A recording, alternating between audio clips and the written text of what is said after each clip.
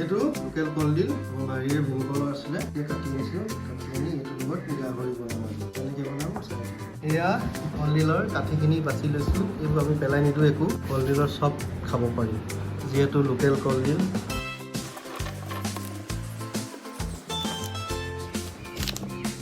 মই কলডিল এনেকৈ ডাঙৰ ডাঙৰকৈ দি খাওঁ, মাত্ৰ চাৰিফালে বনাব লাগে।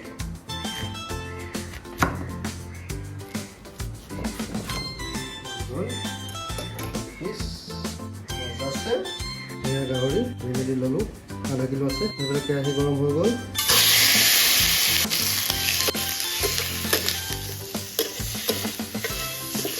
অলপ এনেকৈয়ে ভাজি ল'ম, তেলখিনি ওলাব ইয়াত। আমি তেল ব্যৱহাৰ নকৰোঁ যিহেতু বইলে বনাব। বইল মানে কি, গাহৰিততো ইমানেই তেল আছে, তেলৰ কোনো জৰুৰী নাই। বইল বনালেও মাংসখিনি তেল নিচিনাই হৈ যায়। ইয়াত এতিয়া এড কৰিম এই কলডিল কাটি লৈছিলোঁ ডাঙৰ ডাঙৰকৈ 4 পিচ। এইটো লোকেল কলডিল হয়, ভীমকলৰ।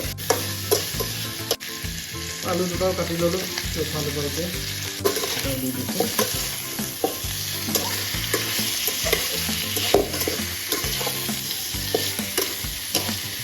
অলপ সিজিব দিম, ঢাকনাখন দি দিছোঁ। ইয়াত এতিয়া এড কৰিম নিমখ। ইয়াত এতিয়া বিলাহী দুটা এড কৰি দিম। জলকীয়া কেইটামান কাটি দি দিছোঁ। ঢাকনা মাৰি দিম। আদা নহৰু পেষ্ট দি দিছোঁ আৰু 10 মিনিটমান ঢাকি দিওঁ। এইখিনি ফুল বাছি থৈছিলোঁ, কাঠিকেইটা উলিয়াই দিলোঁ।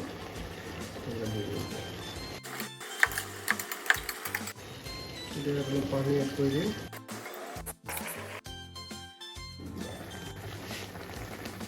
চব ধুনীয়াকৈ কৰি আছে।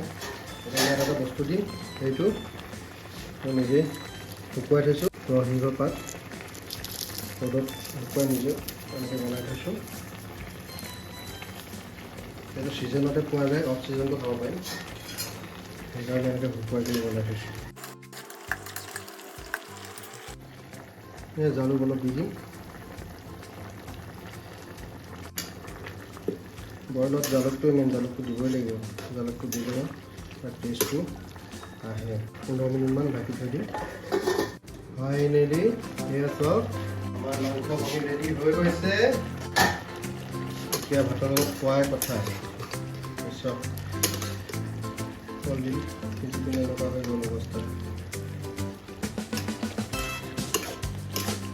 আৰু কমাই দিলে আৰু শুকুৱাই দিলে দুটাই ভাত খাব লাগে, কাৰণে হৈ যাব। এতিয়া লাষ্টত লঙ্কা ধনিয়া কেইপাতমান দি দিছোঁ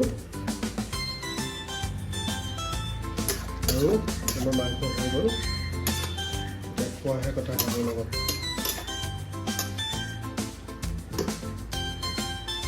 এয়া ভাতৰ থালিখন ৰেডি কৰি লৈছোঁ ধুনীয়াকৈ। চাওক, এইফালে ভেন্দি ফ্ৰাই, এইখিনি মাংস, এই কলডিল 1 পিচ এক্সট্ৰাকৈ লৈ লৈছোঁ। গতিকে আজি ইমানেই আছিল। পুনৰ এটা নতুন ভিডিঅ' লৈ আকৌ লগ পাম। Bye bye.